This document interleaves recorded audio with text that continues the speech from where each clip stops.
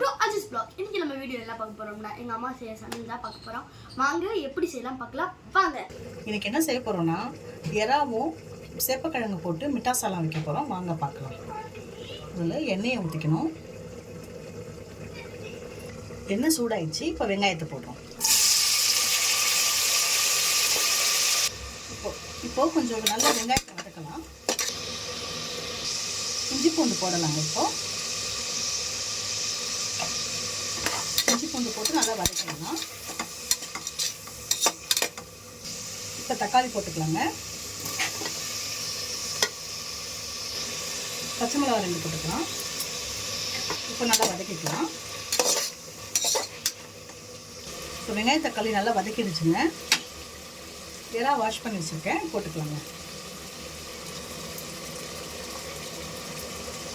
மஞ்சள்தூள் போட்டுக்கலாங்க.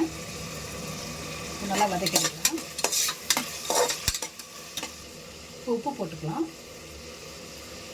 உங்களுக்கு எவ்வளோ காரம் வேணுமோ அதை போட்டுக்கோங்க. மிளகாத்தூள் நல்லா வதக்கிக்கலாம்.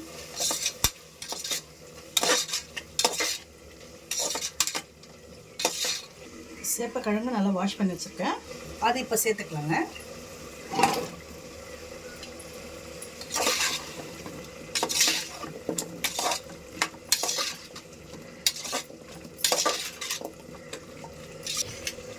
தேங்காய் கொஞ்சம் சேர்த்துக்கலாம்.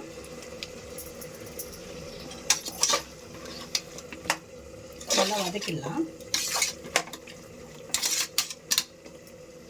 இப்போ தண்ணி சேர்த்துக்கலாங்க. கொஞ்சமாக சேர்த்துக்கலாம்.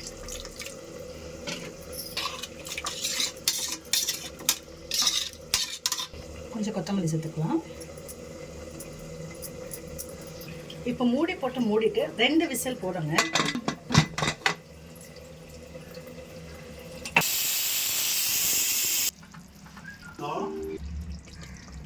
ரெண்டு விசில் வந்துடுச்சுங்க. கொத்தமல்லி போட்டுட்டு இறக்கிட வேண்டியதான்.